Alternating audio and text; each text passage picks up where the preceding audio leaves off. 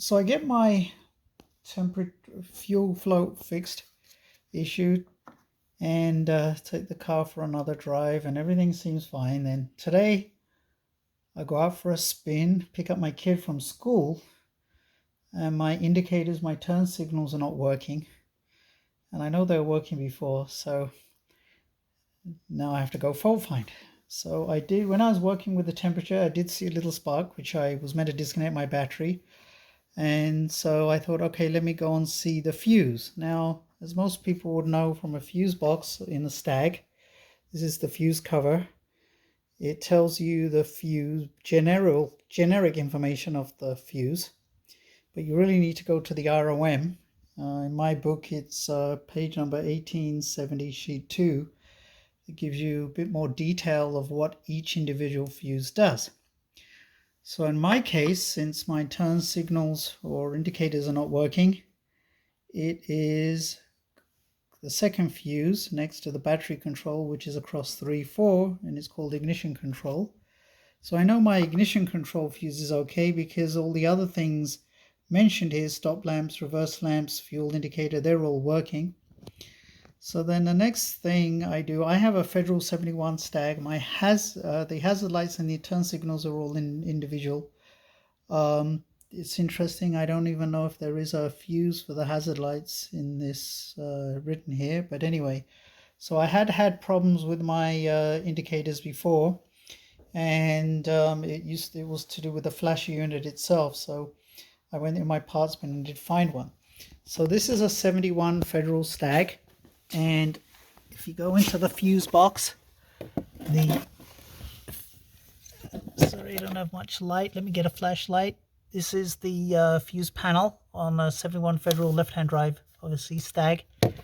The thing sits here. I apologize, on the Mark 1, and the flasher unit is this thing here, and this one's a dud one. I already tried this, and this one's another dud one. I tried this before. Now what was happening with them is, okay, so if you think your fuse is got the turn signals is not working, as long as you get a supply power to one of these, you should be okay. And the way to at least check if the wiring is okay is you can take that flasher unit off and jump the wires. That's what I've done here, and in my case I did jump them, switch the ignition on, and the turn signal does come on. Obviously, because there's no flasher in there, it's not going to flash. I can't recall which one is the live, but one of them is you can connect it to 12-volt supply. But as I said, if you join them together and then the turn signals indicators at least come on, may not blink, then that's a good sign that this flasher unit is useless. So the one I had actually used was I found another one, and I apologize for lighting. I'm working at night. In this case, this is one that I used, and it was working fine a few days ago, and then pop, it stops working. So I'm 99% sure, since the light does turn on, it is this. So I'll probably go get, there's another one. There are ones with relays. I may finally bite the bullet and just go on eBay and buy one of those different types that you can get. But this is the interesting thing. I have a 71 hazard. This is the hazard flasher. Sorry, again, that's the hazard flasher on there. I actually took that hazard flasher off, and I thought I'll try putting that on the indicators. For the turn signal, it doesn't work. So you know, they are differently rated. So that gives you an idea. Well, while I'm under here, there's another thing. This thing here, if I can get my hand to it, is the circuit, what do you call it, the window lift circuit thingy. It apparently opens and closes when the windows get too hot. I do have a window problem. I'm going to investigate why my left window is not working. It's stuck down, and I have a feeling I know what's wrong. It had a problem when I first got the car, that it was in the stuck down position. But anyway, this gives you an idea of what I'm doing. You can see the heater valve. This is a non-AC car. The heater valve leaks, so if you have a left-hand drive car, it's one of the easiest things to get to, at least. That'll give you an idea. So anyway, I'll investigate this further and report back. And this isn't an unreliable Stag because I keep making all these videos. There's always, it's just all these little things. My purple one seems to run fine, but I haven't been driving it much. We're trying to get this one running. So quick update. I just took this thing off. This was, as I said, my indicators weren't working, so I took it off and put it back on. And the blasted thing, my indicators are working now. Let me just show you so you can at least hear the bloody thing.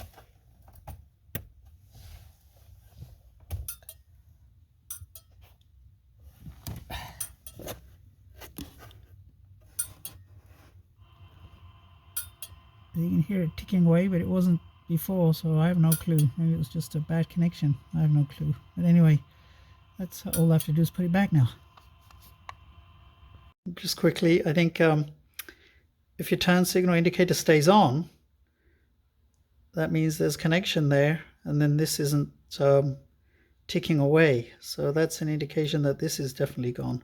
But in my case, I had no power to it because there was the lights weren't on at all. So anyway, something went amiss, and it's working now. So I'll stick with the one I have for now. So I bent the bimetal strip in that little flasher unit, and as you can see, I got it working. I can even hear it ticking. The only problem is it's switching off very, very quickly, so it's not really safe. But anyway, just thought I'd play around with it and see what I can do. I just used the original one, the other one that I have, but as you can see, it's working, but it stays off for more than it stays on, which isn't really safe. Here's a little 2-minute video. It's a couple of second video, and now you can actually see how the thing works. And how it's ticking away. And basically it makes a contact. That strip heats up, bends, cools down, and then makes a contact again and buzzes away. So that's how one of these old original flash units works. So I can imagine how many of those they made that worked all the time.